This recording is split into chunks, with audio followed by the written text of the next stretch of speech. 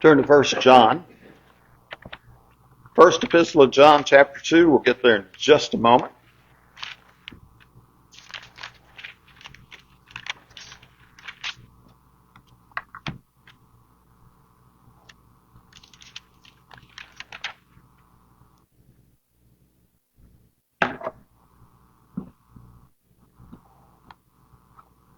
I'm going to start with the fact that you might disagree with initially, but then you'll be on board with me pretty quick. May make you just a little uncomfortable, but that's okay. The place that you will find the most loving people ever, the greatest number of loving people ever, is in hell. Think about it a second. Right? It's not that they failed to love, it's that they loved in the wrong way. Love can be so horrendously deadly, and yet it is joyful the whole time. Because we're talking about people who poured out their hearts in love in all kinds of ways, but to clarify a tad, they poured it out on their possessions, on their agenda, on their wishes, on their sons and daughters even. It didn't all look immoral, but it was still deadly nonetheless. So if it's that deadly, and it can be that deadly and very deceptive, then how can we love in a way that's going to be successful in our love? How can we navigate that treacherous path in a way that leads us to the pearly gates? And fortunately, God gave us instructions. He gave us some instructions on what to love and what not to love. And when we choose what to love as God directed us, then it's kind of like it's the steering wheel, if you would, and that's going to take you closer and closer to God. But if you choose what not to love, then it takes you further away from God. And the beautiful thing about all that is it's a choice. You get to choose where you direct your love. And you can choose God's way, or you can choose the world's way if you want. God's really good at giving us options there. So the first thing we're going to look at is do not love the world. That's where 1 John 2, verse 15 through 17 comes into play. John writes, do not love the world, nor the things in the world. If anyone loves the world, the love of the Father is not in him. For all that is in the world, the lust of the flesh, the lust of the eyes, the boastful pride of life, is not from the Father, but is from the world. The world is passing away and also its lust, but the one who does the will of God lives forever. And isn't that the goal, that last statement, to find that eternal life? So what we are told here then is which direction to place our love. Let me reword that. The direction not to place our love. And that's on the things of the world. And they don't have to be immoral to be unprofitable. Paul said in our daily Bible reading today, he said, all things are lawful for me, but not all things are profitable for me. A person can be totally moral and what we would call a really good person and still miss heaven because they place their love in the wrong places. So we have to choose one or the other. Matthew 6:24 is where Christ says you can't serve two masters. You're going to love one, you're going to hate the other. You got to pick one. We have to pick. Are we going to serve God with all our heart, with all our soul, with all our mind? Or are we going to try to straddle the fence? And in the Revelation letter, he would tell us, I would rather you be cold or hot, but not lukewarm. Pick a side. Get on a side. And live it for all it's worth. Now, I'm not saying the consequences are the same. Don't misunderstand me. You live all it's worth on the broad road, you're going to go where the broad road goes. But if you're going to choose the broad road, get on it. Own it. Claim it. And if you're going to choose the narrow road, the one which I advocate, again, get on it, own it, claim it, and give it all you've got. But pick one or the other and cut the other one off.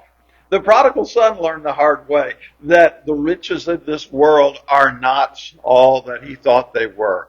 Of course, he was young. I don't know how old he was. The text doesn't state. But you know how we kind of tease young folks. They know everything there is.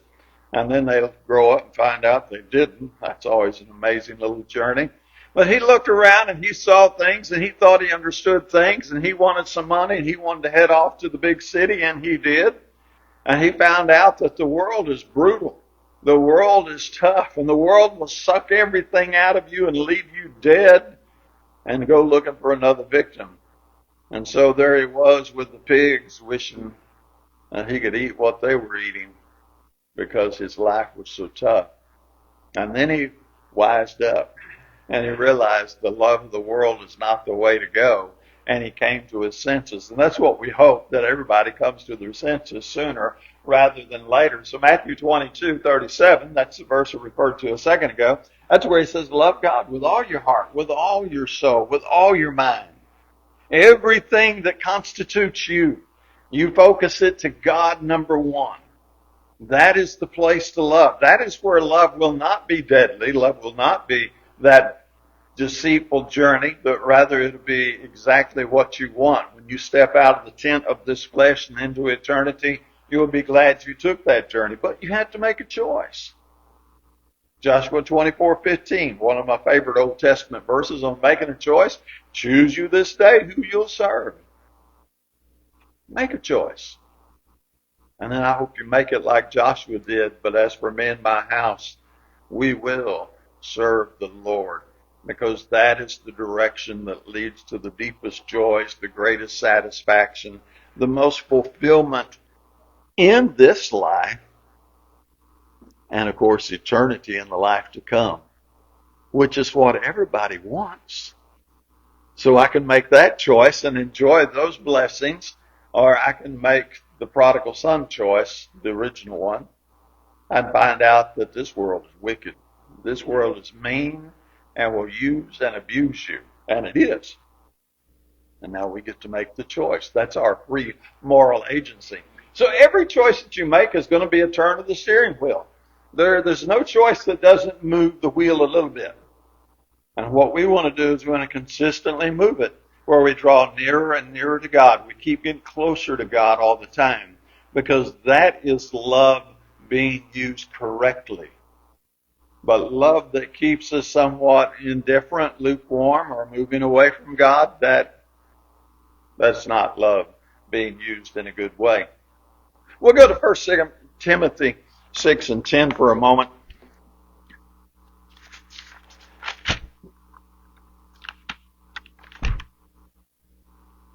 For the love of money is the root of all sorts of evil, and some, by longing for it, have wandered away from the faith and pierced themselves with many griefs.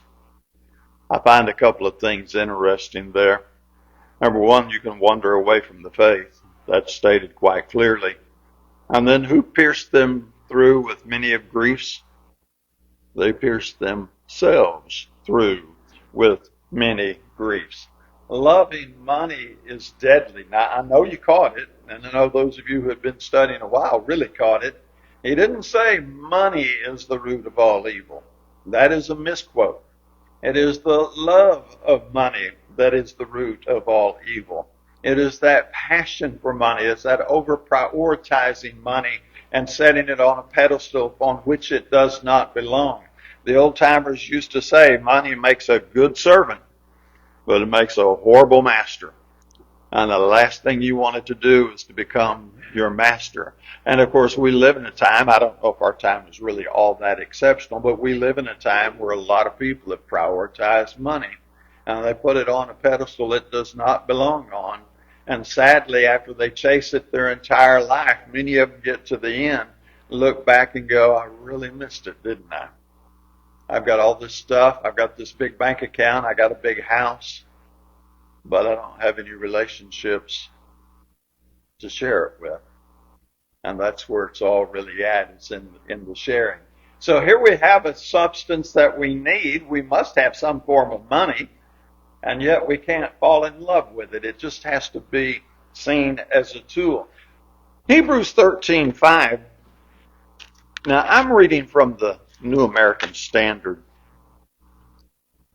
So you get a little different reading. If you're in the King James and New King James, it's going to say free of covetousness.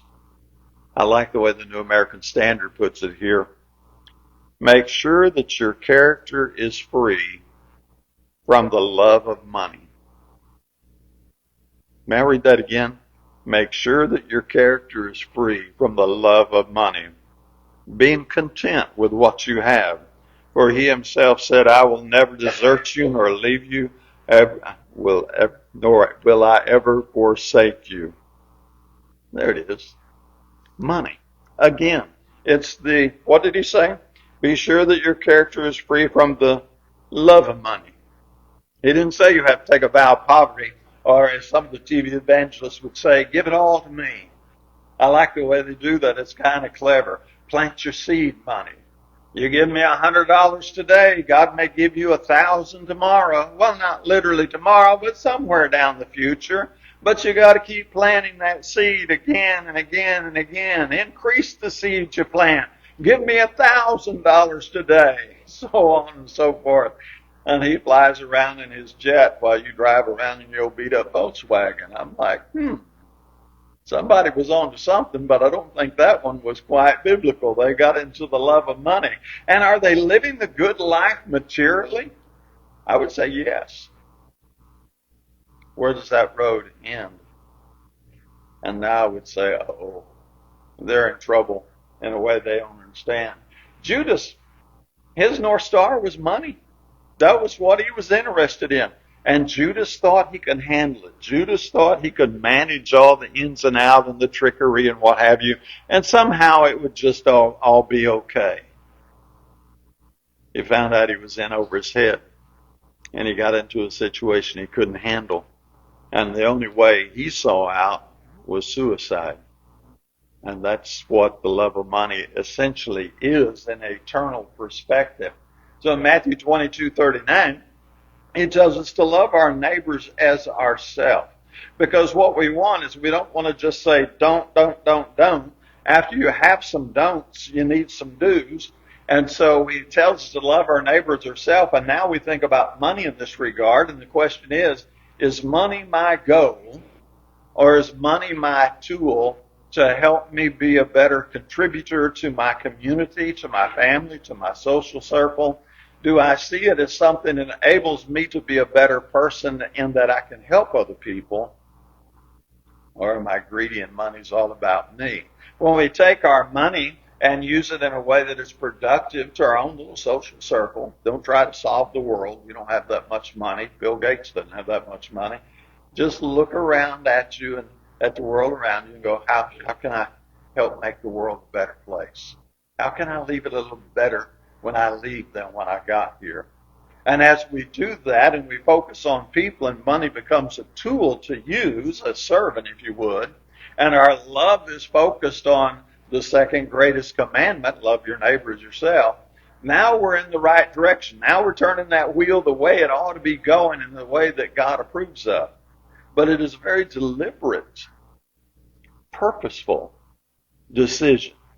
We won't just blunder into it blindly and accidentally get it all right. Oh, now and then you may stumble across something and get it right and really didn't understand why you did.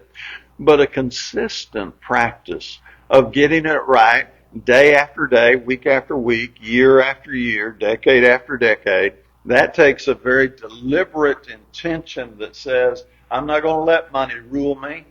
It is my servant. I will be the boss over it.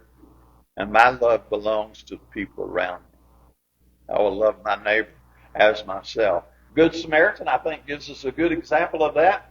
He loved people more than his money. You know the story. The guy left on the road beat up. Several passed him by because they loved something more than they loved that man. And the Good Samaritan comes along and takes care of him. And takes him to an inn and pays for his stay and says, if there's anything due, I'll pay it when I get back. That's using your money as a tool in loving people more than your money. And that's what brings our life to an elevated place. That's what raises us up higher and higher. Again, it's not automatic. This is something you must purposely practice as a self-discipline and say, this is the direction I'm going to go, and then force yourself to go it. And in this modern climate of money, me, That's a little bit difficult. Then he tells us not to love pleasures. We're going to go to 2 Timothy 3:4. There's a long list of things here in 2 Timothy 3:4. Well, 2 Timothy 3 verses beginning before that, actually. Now, we're just going to pick this one out of the list. If you want to get the full context, start back at verse 1. And he talks about how it's going to be difficult in the last times. Men will be lovers of self and lovers of money. And then he gets on down here to verse 4, and the list continues with treacherous, reckless, conceited, lovers of pleasure rather than lovers of God, holding a form of godliness, although they have denied its power. Avoid such men as these. Now, this is not a blanket condemnation of all pleasure. God gave us many things to enjoy. In fact, if you'll turn back just a page or two, we'll look at 1 Timothy 6 and around verse 17. It said, instruct those who are rich in this present world not to be conceited or to fix their hope on the uncertainty of riches, but on God, who richly supplies us with all things to enjoy. God's not anti-pleasure. The problem is when pleasure becomes the goal. And I would say that mankind has always had that mentality, but no culture has taken it as far as the American culture has taken it. And it is our technology has given us that option to make entertainment, pleasure, a 24/7 whatever we want. If you could not sleep for 24 hours, you could literally entertain yourself in some way or another and never have to leave your recliner because our technology has done that. Now try to think back. And this is just imaginary for us, but there was a day before there was radio. You didn't have a lot of entertainment. Now there was entertainment. There would be, some backyard porch picking, or there'd be a little bit of storytelling. There'd be a little bit of get together, but it wasn't all the time. You didn't carry it with you. And then we got into TV. I have nothing against I Love Lucy and Leave It to Beaver. That was good moral entertainment. But now we've gone from the time where most people work from dark to dark to now there's more and more TV time. Multiple hours in the day. I don't know the latest statistic, but it's around 6 to 8 hours a day the average person has on screen time, not working, but entertaining themselves. And then when we got to the iPhone, my goodness, did we ever open that up? And isn't it kind of nice in a way? You're standing in line at Walmart, you're 14 people back, and you're going to be there a while. You can open up your Facebook and you can just kind of mindlessly scroll for a moment and be entertained, a little bit of pleasure.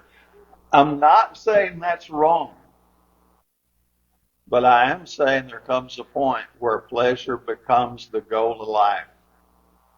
What's on TV today? What do we eat today? What are people play with today? What are my entertaining options today?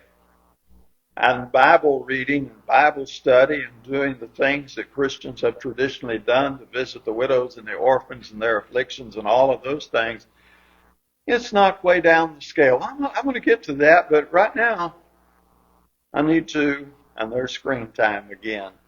And some of the new psychology that's coming out is talking about how messed up our teenagers are, and they are. And one of them says very boldly, it is 100% because of excessive screen time. Let me just ramble off on that a second. Everybody's looking for the answers. Everybody's looking for pleasure. Problem is, not everything on your internet, on your Facebook, your TikTok, your Instagram, your X, used to be Twitter, on your Facebook, whatever, it's not all real. You got a lot of pretend people pretending like they know what they're talking about. They have a good personality. They're charming, and they're just feeding you one lie after the other.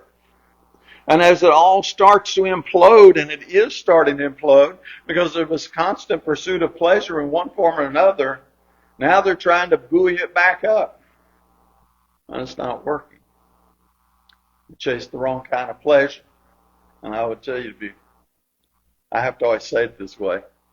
I'm not trying to take your screen away from you. Don't try to take mine away from me. But learn how to manage it, because that screen cannot get you into heaven. That screen can get you into hell, but it cannot get you into heaven. And if you allow me to elaborate just a tad more, that screen can get you into an earthly hell with a lot of bad ideas and bad information that you didn't have sense enough to understand was a lie to start with because it sounded good. And then you end up in a state of misery that you can't find your way out of. Earthly pleasure, it's a cruel master. Satan's not here to be your friend. He's here to dangle the bait in front of you and lead you off the path and make you think you're going the right way, prodigal son, until you're in the pigsty wishing you could eat what the pigs were eating. Look, it's all about developing honest, sincere relationships. And I don't mean 100 or a dozen, just 3 or 4, 5 or 6. In John 13, verse 34, he tells us to love one another. This is it, isn't it? That's the second greatest command. It's not about pleasure. It's about people. A new command I give you, that you love one another, even as I loved you, that you also love one another. By this all men will know that you are my disciples, if you have love for me. I have a book on my shelf. It's called It's All About the People. That's it. It really is. It's all about the people and having that nice little circle of folks that you can kind of hang around with and enjoy life with. You can weep when you need to weep, and you can cry when you need to cry, but they're there and they're consistent. When we read Hebrews 10:24 and 25, it said, let us consider how to stimulate one another to love and good deeds, not forsaking our assembling together, as is the habit of some, but encouraging one another, and all the more as you see the day drawing near. It's not about pleasure and fun and games and parties. It's about living the life God set out before us. And we can love that. And you can fall in love with that. And you can invest yourself in His path, and you can invest yourself in others. So you have a choice. You can love money and invest your life in gaining more and more money, or you can love others and invest yourself in the life of people around you. I suggest, of course, you choose loving people. Don't love falsehood. Psalms 52 and 3, there was a problem back then. There always has been a problem of people who just love lies. Let's go Psalms 52. Let's do verse 2, 3, and 4. Your tongues devise destruction, like a sharp razor or worker of deceit. You love evil more than good, falsehood more than speaking what is right. You love all words that devour, O deceitful tongue.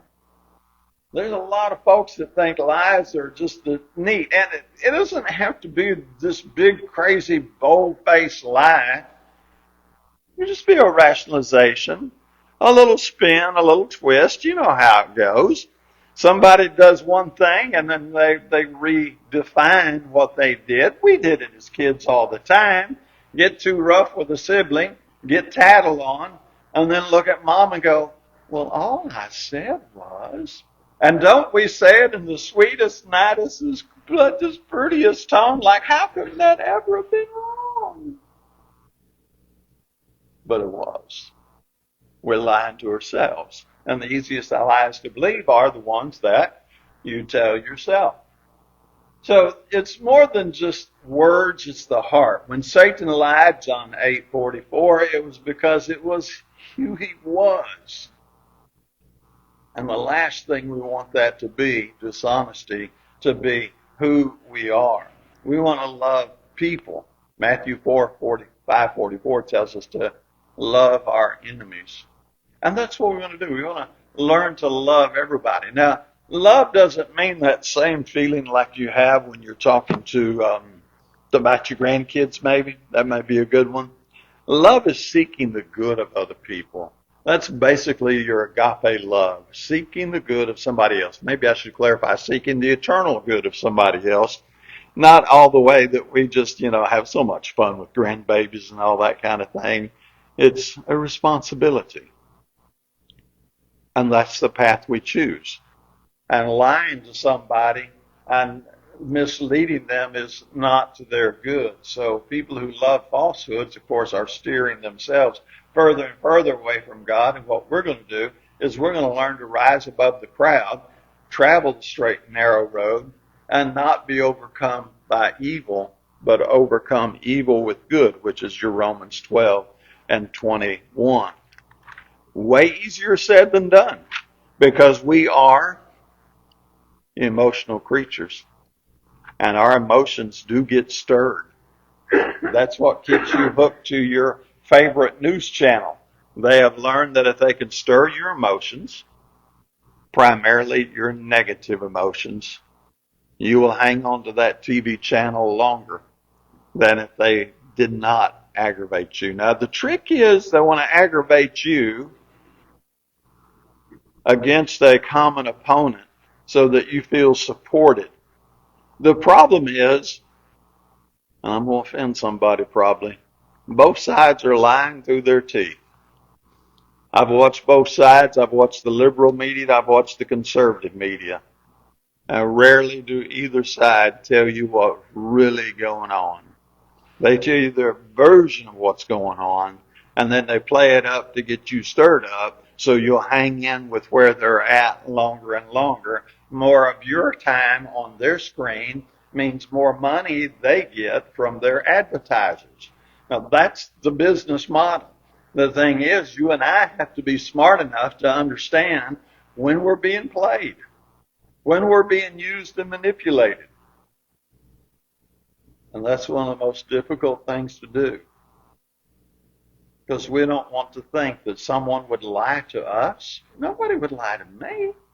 Why would somebody use and manipulate me? I've not done anybody any wrong. It's not about what you've done. It's about you got something they want. And when it comes to TV and screens, your time on the screen translates into more money in their pocket.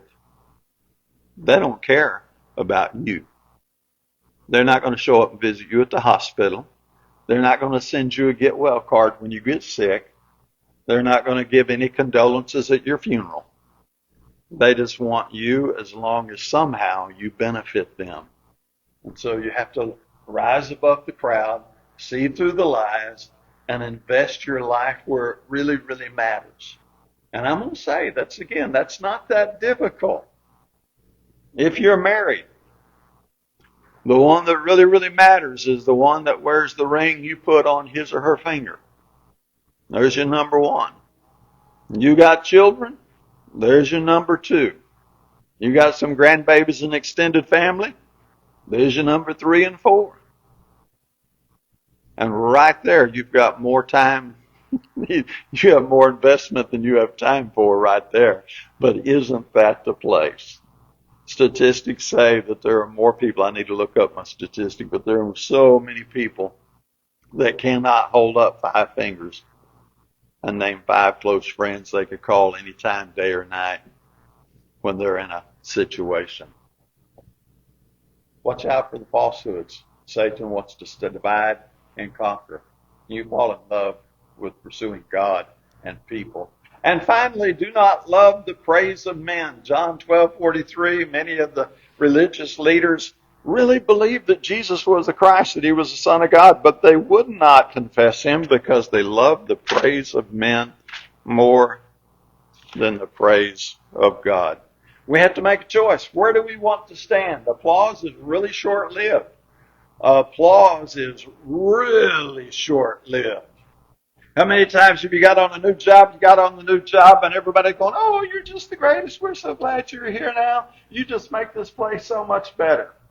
And 2 months later, they're looking at you like it's your fault. Everything that went wrong for the last 10 years went wrong. How many times have we elected somebody and applauded and cheered them on, And those that applauded and cheered them on a week later are talking about how rotten and wicked they are. That's the way the applause works. The public has a very, very short memory, and you get caught chasing applause, you're going to be in a really ugly place one day. This happens to a lot of our sports stars, where they're out there and they're living the life and they're on the field and the fans are just screaming, hurrah, hurrah, and then they retire. And nobody applauds anymore. And they feel lonely and forgotten and kicked to the curb because they never developed anything deeper than that shallow chasing of the praise of men. Don't chase the praise of men. It's going to leave. And it's going to leave way quicker than what you might think. Mediocre relationships, a dime a dozen, but you can get some real substance, but that real substance means real investment. But when you put in that real investment, then you have something that can last for a lifetime. And I think that's what a lot of us like. So, put on the surface show, no depth, people like that all the time. Learn to see through that. Ephesians 5:25. Now, this is about marriage, and he told men to love their wives as Christ loved the church and gave himself for it. I want you to go a little further than just the marriage relationship there for a moment. The relationships that you have and you hold for a lifetime and have depth and meaning and warmth for a lifetime are when we give ourselves up for one another. Now, if you've been around a user, and most of us have, you know the difference. There are people that you can enjoy their company and being around and go out and get a cup of coffee with or something, and they're okay. But there's something missing. And then there are people that you're with and there's a real connection and there's some real depth. And you know you've got something special. And I'm going to tell you that those are the ones in which we do like Christ. We give ourselves up for the relationship. We truly invest in that relationship. Ananias and Sapphira, they wanted just to impress people. They went for the applause. Looked like they were giving away some land, got a little greedy, kept a little money behind. Didn't work out too good, did it? It's not going to work out good for us either. So don't chase human approval. Don't be running after that. Don't love the applause of men. Rather, seek the approval of God. That's the one that lasts into all eternity. So the direction of your love, Galatians 6:8, you're going to sow what you reap. You reap to the flesh, you're going to reap corruption. It doesn't matter what we say we're sowing. It's what we actually sow that matters. And we're going to reap what we actually sow. So we can profess it or we can have the reality of it. I want to encourage us to move toward the reality side. And the choice is there for us every single day. Every day, in a bazillion little ways. That's where the choice is made. And I want to emphasize that little bittiness one more time. Colossians 3:23 says, whatever you do, do it as though you're doing it for the Lord. The little bitty things. Think about the Lord. I think that's your path forward. So where you aim your love determines your eternity. It's not my rule. That's God's rule. So we close simply by asking, where are you aiming your love? Aiming in the right direction. You keep aiming there. You see some places you need to correct. You go ahead and make those corrections while you still have time. We can help you in a public way. Let us do so. While together, we stand and sing.